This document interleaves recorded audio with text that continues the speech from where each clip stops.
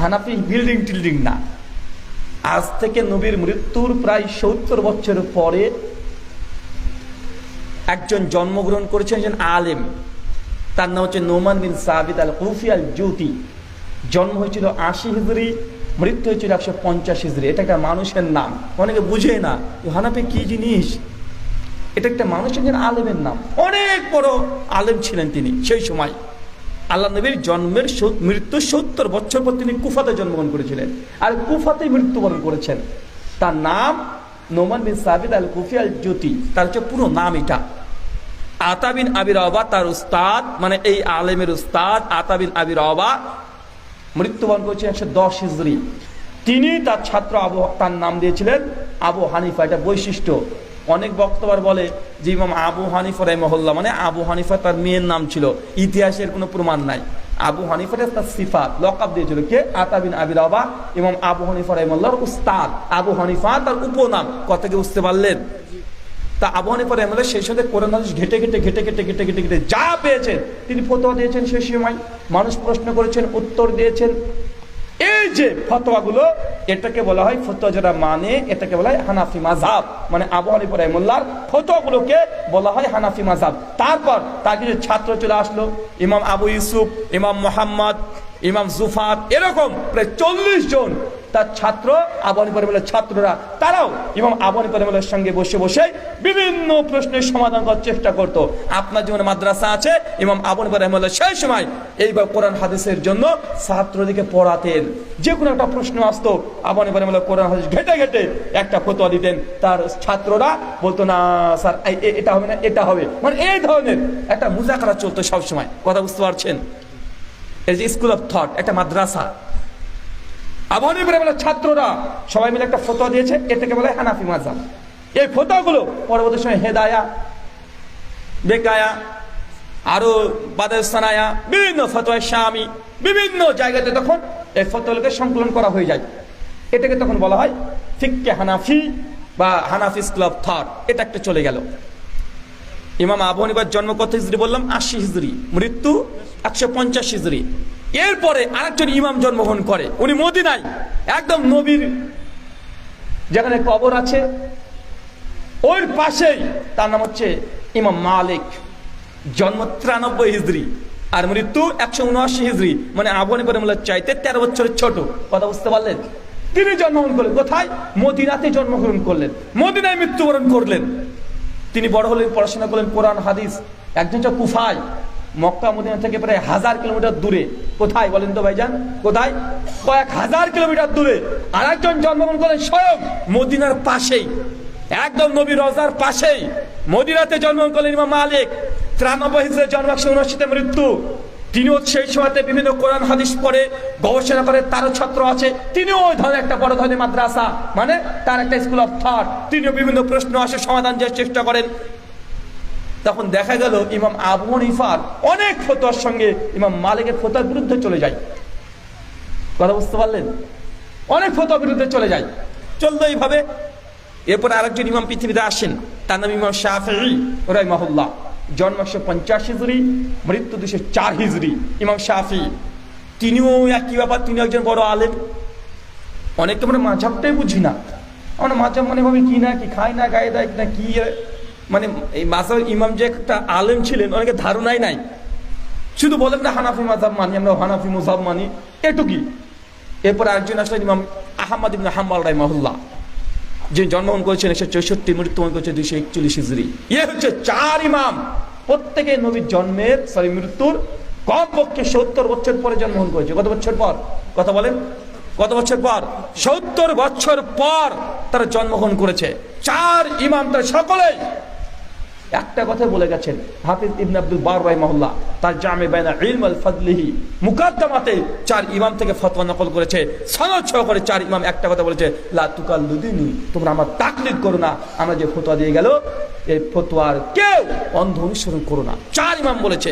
ইমাম শাফি, ইমাম মালিক, ইমাম আহমদ, ইমাম আবু হানিফা সবাই বলেছে, আমরা যে ফতোয়া দিলাম, আমাদের কাছে যে কোরআন হাদিসের জ্ঞান এসেছে, এই জ্ঞান পর্যন্ত আমরা ফতোয়া দিলাম।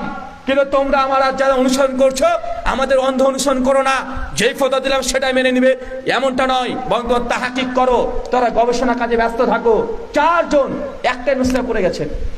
ইমাম ইবনে কাইয়িম আয-জাওজিয়্যী রাহিমাহুল্লাহ মৃত্যুবরণ করে 751 হিজরিতে। তার আল ইলামুল মুওয়াক্কিনের মধ্যে প্রথম খণ্ডে বিস্তীর্ণ আলোচনা করেছেন 4 মাজাব কিভাবে আস্তে আস্তে সমাজে প্রতিষ্ঠা হলো। ভারতের শেখ শাহজালাল মুহাদ্দিস দেহলভী হানাফি ভাইরা দাবি করে তিনি হানাফি ছিলেন। 1176 হিজরি মৃত্যুবরণ করে তিনিও তার বিখ্যাত জগৎ বিখ্যাত গ্রন্থ হুজ্জাতুল বালিগা 2য় খণ্ডে 150 নম্বর পৃষ্ঠা থেকে পর প্রায় 250 পৃষ্ঠা 100 পৃষ্ঠা ধরে কিভাবে মাযহাব তাকলিদ এগুলো সমাজে বিস্তার লাভ করে তিনি আলোচনা করেছেন। প্রথম 400 বছর পর্যন্ত কেউ নিজেকে হানাফি মাযহাব বা শাফি মাযহাব মালিকি হাম্বলি বলে দাবি করতো না, কেউ দাবি করতো না। 400 বছর পর এই গোড়ামিগুলো তৈরি হয়ে গেল যে আমাদেরকে হানাফি মাযহাব মানে আবু হানিফা রাহিমাহুল্লাহ যে ফতোয়া দিয়েছে এটাকেই মানতে হবে, কোরআন হাদিস আমাদের দেখার দরকার নেই, এটাই মানতে হবে। ইমাম শাফি কি বলেছে দেখার দরকার নেই, ইমাম মালিক কি বলেছে দেখার দরকার নেই।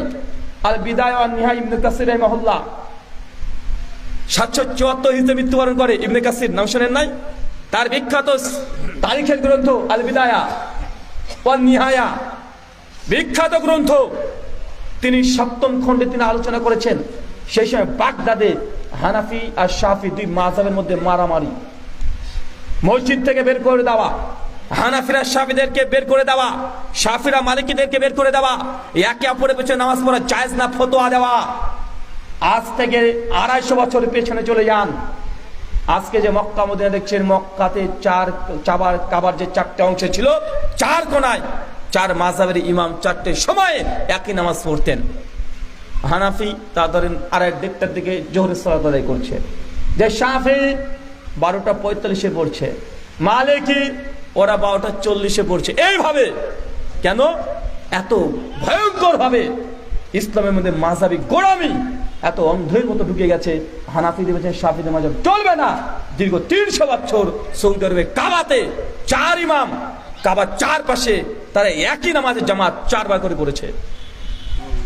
কত নিকৃষ্ট বিদআত ছিল এটা, চিন্তা করতে পারছেন? মানে এত গোড়ামি। এখন বর্তমানে আমাদেরকে বলা হয় না যে আমরা 4 মাযহাব আহলুস সুন্নাহ ওয়াল জামাত, আমাদের মধ্যে কোনো দ্বিমত নেই, আমরা সকলকেই আহলুস সুন্নাহ ওয়াল জামাত মনে করি। যে তাই মনে করা হতো তো 300 বছর কাবাতে 4 মুসাল্লা কেন তৈরি হয়েছিল? কেন হয়েছিল? এখনো তাদের ফতোয়ার গ্রন্থে লেখা আছে শাফি মেয়েদের সঙ্গে হানাফি মাযহাবের মেয়ের বিয়ে জায়েজ নয়, ছেলের বিয়ে জায়েজ নয়, এখনো আছে।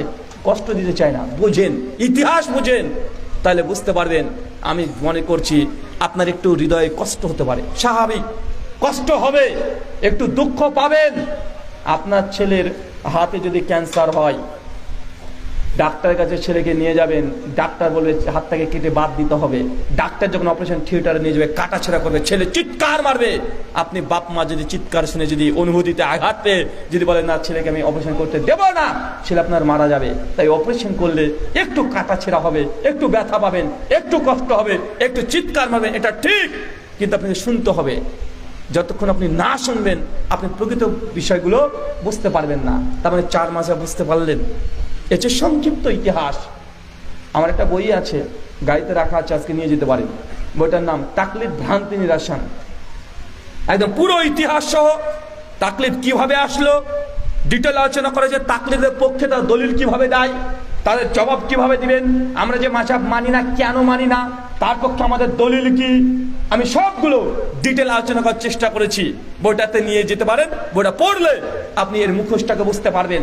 এটা হচ্ছে তাকলিদ বা মাযহাব, মানে আমাদের ইমাম আবু হানিফা যা বলেছে তাই মানবো। ইমাম শাফি কি বলেছে দেখার দরকারই নাই। কোরআন হাদিসটা বাদ দেন, শাফি মাযহাবকে দেখার দরকার নেই, মালিকরা কি বলেছে দেখার দরকার নেই। আমাদের ইমাম এই কথা বলেছে, অতএব এই কথাটা আমাদের কাছে দলিল, আমরা দ্বিতীয় কোনো জায়গাতে আর যাব না। এটাকে বলা হয় মাযহাবের তাকলিদ করা। কি করা কথা বলেন? তাকলিদ মানে অন্ধ অনুসরণ, গায়ের দলিল, দলিলবিহীন করে মানুষের অনুসরণকে বলা হয় তাকলিদ। এতটুকু বুঝতে পেরেছেন? মাযহাব মানে চলার পথ, রাস্তা, তরিকা। মানহাজ এটা মানে চলার পথ, রাস্তা, তরিকা। এই তো মাযহাব বুঝে নিয়েছেন। এখন মানহাজ কি? মানহাজ মানে চলার পথ, তরিকা, রাস্তা। পার্থক্য কি? পার্থক্য লক্ষ্য করতে হবে, পার্থক্য লক্ষ্য করবেন। মানহাজ, মানহাজুস সালাফ। সালাফ মানে যারা পূর্বে চলে গেছে।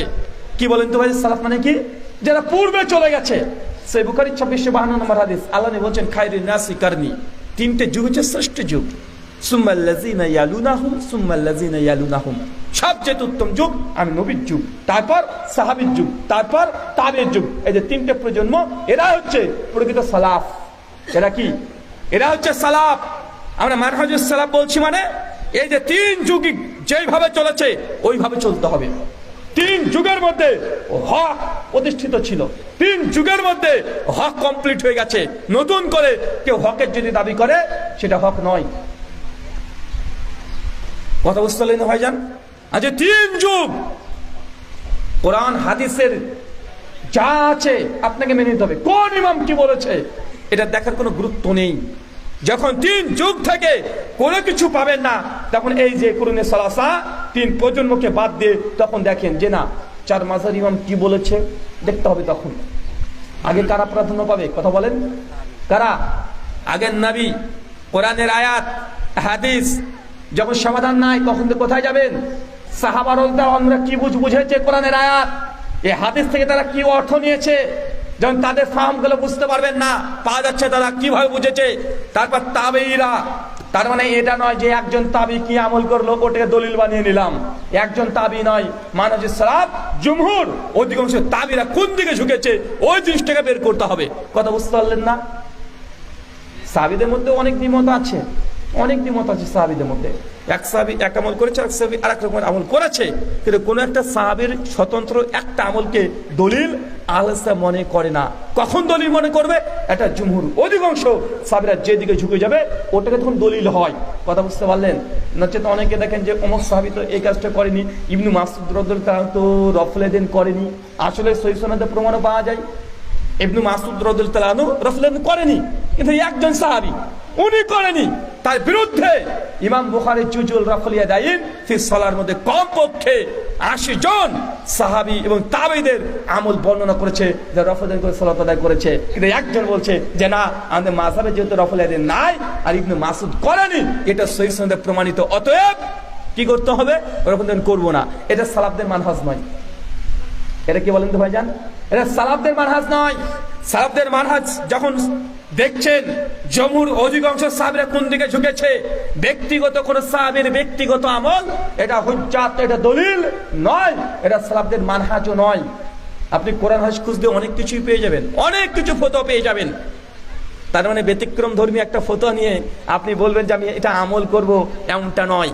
সাহাবা রাদিয়াল্লাহু তাআলার মধ্যে অনেকগুলো এ ধরনের মতভেদ আছে। চলেন আপনাকে একটু বোঝাই মানহাজ মাযহাবের দ্বিতীয় একটা পার্থক্য। আচ্ছা,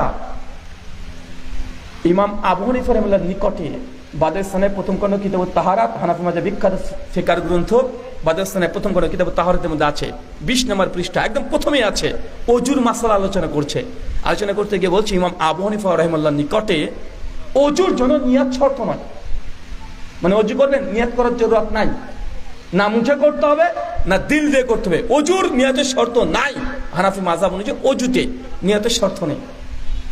কিন্তু ইমাম শাফি, ইমাম মালিক, ইমাম আহমদ ইবনে হাম্বল, ইমাম ইসহাক বিন রাহুইয়া, আরেকটা কথা মনে রাখবেন, 4 জনই যে ইমাম ছিল এমনটা নয়, আর অজস্র ইমাম ছিল সেই সময়তেই। ইমাম আবু হানিফার সময়তে ইমাম আউজাই রাহিমাহুল্লাহ মৃত্যু 157 হিজরি, সেই সময়তে ছিলেন ইমাম ইসহাক বিন রাহুইয়া রাহিমাহুল্লাহ, ইমাম আতা বিন আবি রওয়াবা, ইমাম দাউদ, অনেকজন সেই সময়তে ছিল। তো তারা বলছে যে না, কোরআন হাদিসের আলোকে তারা দলিল পেশ করে বলছে ওজুর জন্য নিয়াত শর্ত। জমহুর মুহাদ্দিসগণ এবং হাদিসে এইদিকে, কিন্তু হানাফি মাযহাবের ফতোয়া হচ্ছে ওজুর জন্য নিয়াত শর্ত না, মুখ দিয়ে পড়ার দরকার নেই, দিল দিয়ে পড়ার দরকার নেই। এখন আমরা কোরআন হাদিস ঘেটে দেখছি যে না, কোরআন হাদিসও নিয়াত ওজুর পূর্বে করাটা শর্ত, হাদিসও আছে, সাহাবীদের আমল ফতোয়াও আছে, মুহাদ্দিসগণ এইদিকে ঝুঁকেছে। কেবল ব্যতিক্রম এবং আবন করে বলেছেন দরকার নেই। তখন কোন দিকে যাবেন? কোন দিকে যাব? একটা মাসালা দেখেন, ইমাম শাফি রাহিমাহুল্লাহ তিনি বলছেন মানুষ যখন নামাজে সূরাতুল ফাতিহা পড়বে, ফাতিহার পূর্বে বিসমিল্লাহ, এই যে বিসমিল্লাহির রহমানির রহিম, এটা সশব্দে পড়তে হবে, জোরে জোরে পড়তে হবে। ফাতিহা যেমন জোরে পড়েন ওইভাবে জোরে পড়তে হবে। ইমামে আবু হানিফা রাহিমাহুল্লাহ তিনি বলছেন যে না, জোরে পড়া যাবে না, বিসমিল্লাহ অনুচ্চ স্বরে পড়তে হবে, তারপরে সূরাতুল ফাতিহা এটা কিরাত সশব্দে পড়তে হবে। শাফি বলছে না, দুটোই জোরে পড়তে হবে। আমরা কোরআন হাদিস ঘেটে দেখছি এই মাসালায় ইমাম শাফির যে গবেষণা ফতোয়া এটা যঈফ হাদিসের উপরে, ইমাম তিরমিজি হাদিস নিয়ে এসেছে যঈফ রিওয়ায়াত। আমরা আলেসে বলছি দরকার নেই, কারণ ইমাম শাফির এই ফতোয়া ত্রুটিপূর্ণ, হকের নিকটবর্তী নয়। সে যে দলিল পেশ করেছে সেটা যঈফ সূত্রে প্রমাণিত, কিন্তু ইমাম আবু হানিফা রাহিমাহুল্লাহ যে ফতোয়া দিয়েছে এই ফতোয়া একদম কোরআন হাদিস সহিহ সনদে বুখারীর মধ্যে প্রমাণিত আছে। আমরা এই মাসালায় ইমাম আবু হানিফা রাহিমাহুল্লাহকে হক মনে করেছি, তার ফতোয়াকে আমরা গ্রহণ করেছি। আমরা নামাজে সূরা ফাতিহার পূর্বে বিসমিল্লাহির রহমানির রহিম আমরা জোরে পড়ি না। কথা বুঝতে পারলেন? আরেকটা মাসালা, একে সারাদিনই মাসালা নিয়ে আলোচনা করতে পারবো। 4 ইমামের মধ্যে সারাদিন আলোচনা করা যাবে, এক এক ইমাম এক এক রকমের ফতোয়া দিয়েছে, কিন্তু আহলে হাদিস একটা মাসালা দেখাতে পারবেন না যে মাসালায় আমরা মত পোষণ করেছি। আমাদের সঙ্গে সালাফদের মধ্যে কোনো আলেম নেই, 4 ইমামের কোনো ইমাম নেই, এমনকি সাহাবী তাবেঈ নবী থেকে প্রমাণ নেই, একখানা দেখাতে পারবে না কেউ, নাই। আচ্ছা দেখেন আরেকটা মাসালা, জটিল মাসালা, এটা অনেকে বুঝে না। আপনার স্ত্রীকে আপনি তালাক দিয়েছেন, আমার কাছে আসলেন, ভাই স্ত্রীকে তালাক দিয়ে দিয়েছি। কেন দিলেন? জোর করেছে আমার উপরে, জোর করেছে আমি তালাক দিয়ে দিয়েছি। হানাফি মাযহাব অনুযায়ী জবান থেকে যদি স্ত্রীর সামনে তালাক শব্দ বের হয়, যদি স্বপ্নের মধ্যে তাও বেরিয়ে যায়, তারপরে বউ তালাক হয়ে যাবে। ইমাম আবু হানিফা রাহিমাহুল্লাহ ফতোয়া বাদের সানায় উঠে দেখেন, হেদায়া, ফতোয়া আলমগীরি সবগুলো খুলে দেখেন, তাদের মাসালা স্ত্রীর সামনে যদি আপনি তালাক এই শব্দ যদি বলেন, স্ত্রী তালাক হয়ে যাবে। জোর করুক, ইচ্ছাকৃত বলুক, ঘুমের ঝুঁকে উঠে বলিলুক, তারপর তালাক হয়ে যাবে। আহলে হাদিসের ফতোয়া যে না, স্ত্রীকে আপনি যদি তালাক বলে দেন, যদি জোর করে, তালাক হবে না। কথা বুঝতে পারলেন না ভাইজান? এখানে আমরা শর্ত লাগিয়েছি। কি শর্ত লাগিয়েছে আহলে হাদিসরা? আহলে হাদিসরা বলেছে একজন ব্যক্তির দাবি করলে যে জোর করেছি, তার জবরদস্তি এটা প্রমাণিত হতে হবে। আসলে কি জবরদস্তি করা হয়েছে? হানাফি মাযহাব অনুযায়ী দেখার দরকার নেই, তালাক বলেছে কিনা, হ্যাঁ বলেছে। কি অবস্থায় বলেছে? জোর করুক না করুক, ঘুমের যুগে বলুক, দেখার দরকার নেই। মুখ দিয়ে তালাক বলেছে, তালাক হয়ে গেছে। কিন্তু আহলে হাদিসরা বলে যে না, সেই ব্যক্তিকে যদি জোর করা হয়, জবরদস্তি, গান পয়েন্টে ধরেছে, আপনার সম্বন্ধী, বুঝতে পারলেন না, আমার বোনকে তালাক দে, তাই মেরে দেবো, তালাক দে। যদি এরকম মৃত্যুর হুমকি চলে আসে, আপনি যদি তালাক দিয়ে দেন, তোমাকে 1 তালাক দিলাম, 2 তালাক দিলাম, 3 তালাক দিলাম, 52 তালাক দিলাম, তোমাকে দিলাম, তোমার মাকে শুদ্ধ দিলাম, বললো তালাক হবে না। কেন?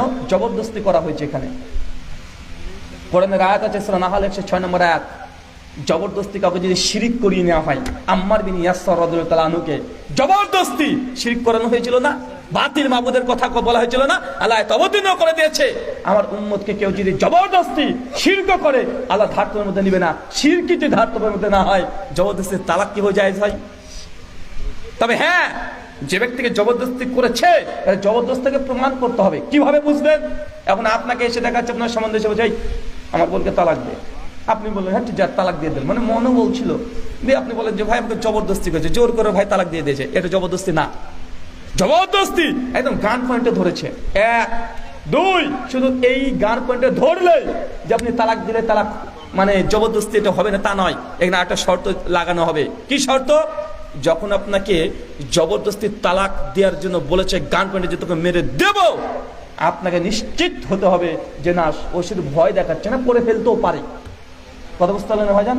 ওর করার ক্ষমতা আছে, এরকম আপনার বিশ্বাস যে না এ লোক প্রচন্ড রাগী, করে ফেলতে পারে, ঘটে দিতে পারে। শুধু যদি বলে এমনি যাই কর্নারে তোকে পিটাবো, আপনি তালাক দিয়ে দিলেন, এটা জবরদস্তি নয়। 2টি শর্ত, যে ব্যক্তি আপনাকে জোর করছে ওর পাওয়ার ক্ষমতা থাকতে হবে যে না করে ফেলতে পারে, সম্ভাবনা আছে। 2, 3 নম্বর আরেকটা শর্ত বাড়তে হবে আপনার উপরে। কি শর্ত বাড়তে হবে? আপনার ডিফেন্স করার ক্ষমতা নাই। ডিফেন্স মানে বোঝেন? ডিফেন্স মানে আপনাকে বলছে তোকে মেরে দেবো, তোকে কেটে দেবো, তুই তালাক দে, এখন আপনার প্রতিরোধ করে ক্ষমতা, আমি কেন দেবো, কেন দেবো? আমি আমার বউকে তালাক দেবো না। প্রতিবাদ করার মতো ক্ষমতা আছে আপনার, প্রতিরোধ করতে পারবেন। আরে আমার বউ, তুই কি বলছিস, তুই চলে যা। দেখছে আপনাকে মারতে আসলে আপনিও মারতে পারবেন, আপনার সামর্থ্য আছে এটাকে প্রতিরোধ করার। যদি প্রতিরোধ করার সামর্থ্য থাকে, তারপরে যদি আপনি তালাক দিয়ে দেন, তাহলে জবরদস্তি প্রমাণ হবে না। মানে 3টে শর্ত লাগবে। কথা কি বুঝতে পারলেন? 1, আপনাকে একদম মৃত্যুর হুমকি দিচ্ছে। 2, ও মেরে ফেলতে পারে। 3, আপনি প্রতিরোধ করার ক্ষমতা আছে। এই 3টে শর্ত যদি থাকে, তারপরে বিচার কার্যালয় হবে যে আপনার বউ তালাক হয়েছে কি হয় নাই, কেউ তাদের ফতোয়া ঘুমের ঝুঁকে বলে দিলেও হয়ে যাবে। কথা কি বুঝতে পারলেন? মানহাজ মাঝের মধ্যে পার্থক্য এটা। মানহাজ সালাফদের জমহুর যা বলেছে সেই দিকে আমরা ঝুঁকে যাব। মাযহাব জমহুর দেখার দরকার নাই। আমার আবু হানিফা রাহিমাহুল্লাহ ফতোয়া কি বলছে এটাই দেখবো। মানে তারা একজন ব্যক্তির অন্ধ অনুসরণ। আর আমরা মানহাজ বলতে ইমাম আবু হানিফাও থাকবে আমাদের মধ্যে, আমাদের শাফিও থাকবে, মালিকও থাকবে, হাম্বলিও থাকবে, ইমাম ইবনে তাইমিয়া রাহিমাহুল্লাহ তিনিও থাকবেন, ইমাম আউজাই, ইসহাক বিন রাহিয়া সবাই থাকবে। সমস্ত আলেমদের গবেষণাকে সামনে রেখে আমরা তদন্ত করে গবেষণা করে দেখি এই এখানে উন্মুক্ত মাযহাব বন্ধ জীবন। কথা মানে বুঝতে পারলেন না? একদম বন্ধ জীবন, গবেষণা করার কোনো সুযোগ নাই, কোনো সুযোগ নেই। কিন্তু তারপরে করা হতো, ইসলামিক ফাউন্ডেশন থেকে ছাপানো হয়েছে, একাধিক প্রকাশন থেকে ছাপানো হয়েছে। আজকে বাদে যান তাফসীর মারিফুল কোরআন, সূরা বাকারা, সূরা নম্বর 2, আয়াত নম্বর 41, পৃষ্ঠা নম্বর 35, ডান দিকে 15 থেকে 25 নম্বর আয়াত, ব্যাখ্যা তাফসীর, ওটা একবার পড়ে দেখবেন। কি বললাম বলেন তো?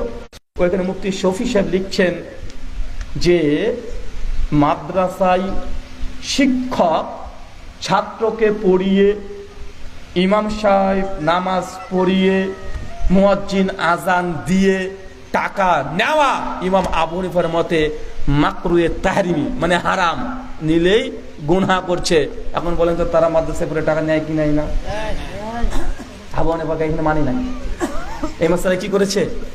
আবু হানিফার এমএলএকে মানে নাই। কি করেছে বলেন তো ভাইজান? আবু হানিফার এমএলএকে মানে নাই। কেন? তাহলে হুজুরের ব্যবসা বন্ধ হয়ে যাবে। মসজিদে ইমামতি করে টাকা নেওয়া জায়েজ নয় হানাফি মত অনুযায়ী। তারাবির নামাজ পড়ে টাকা নেওয়া জায়েজ নয়, হারাম। একজন উস্তাদ ছাত্রকে কোরআন পড়ে টাকা নেওয়া জায়েজ নয়। কিন্তু এই ফতোয়া তারা মানে না আবু হানিফার এমন লাগে। কেন? এই ফতোয়া মাল পকেটে মাল ঢুকবে না। তাই এখানে আমার মাযহাব মানার দরকার নেই বাবা, মালের দরকার আছে না নাই? কথা বলেন। বাস্তব আপনি আজকে সূরা বাকারা 31 নম্বর আয়াতে 35 নম্বর তাফসীরটা দেখেন, না পেলে আপনি আমাকে বলবেন যে রুহুল আমিন ভাই আপনি মিথ্যা কথা বলেছেন, আমাকে অভিশাপ দিবেন, কোনো সমস্যা নাই। আশেপাশে আসলে আপনি কিতাব নিয়ে চলে আসেন, যদি এলাকায় থাকে এখনই নিয়ে আসেন। দেখেন লেখা আছে, জল করছে আবু হানিফা রাহিমাহুল্লাহর মাত অনুযায়ী মৃত ব্যক্তির খাবার, বাড়িতে খাবার খাওয়া এটাও বিদাতে হাসানা নয়, বিদাতে সাইয়্যা। একই পৃষ্ঠাতে লেখা আছে, 25 নম্বর পৃষ্ঠাতে।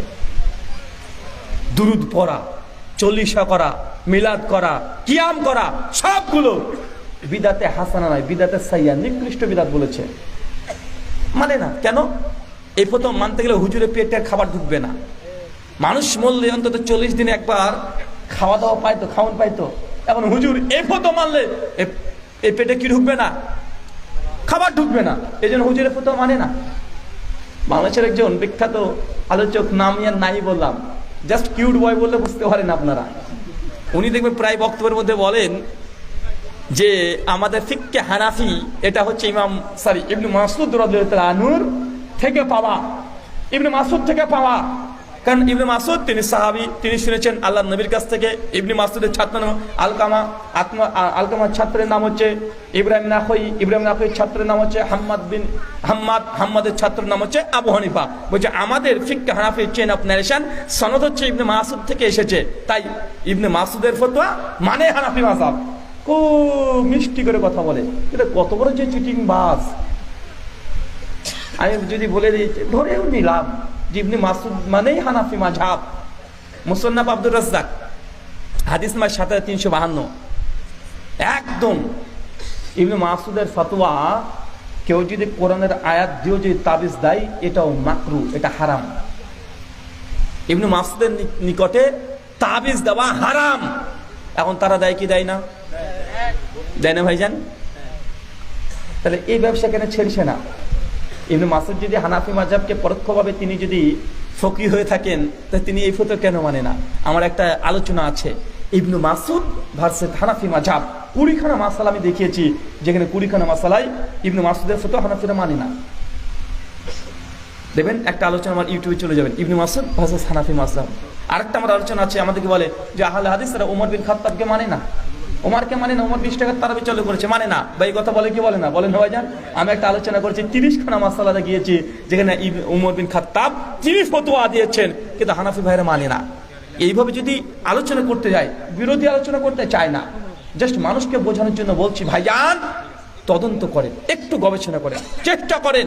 আপনার কবরে আমি যাব না, বড় বড় কথা বলে চলে গেলাম, আপনার কবরে যখন প্রশ্ন করা হবে আমিও যাব না, আপনার হুজুরও যাবে না। আপনাকে কবরের প্রশ্নের উত্তর দিতে হবে। আপনি যদি সেই দিন বলেন আমি পড়াশোনা করিনি, আল্লাহ বলবেন তুই কি শুনতে পাসনি নাকি রে তুই? আমি তো বলেছি আল্লাযীনা ইয়াসতামিউনাল কওল, যারা মনোযোগ সহকারে কথা শ্রবণ করে, শুনতে হবে। শুকরান। আপনাদের কাছে দাওয়া, এ দোয়া রেখে আলোচনাকে সংক্ষিপ্ত করে প্রশ্ন উত্তর মধ্যে আমরা প্রবেশ করছি। আল্লাহ সুবহানাহু ওয়া তাআলা বুঝার তৌফিক দান করো, পড়ি আমিন। আপনি পড়েন।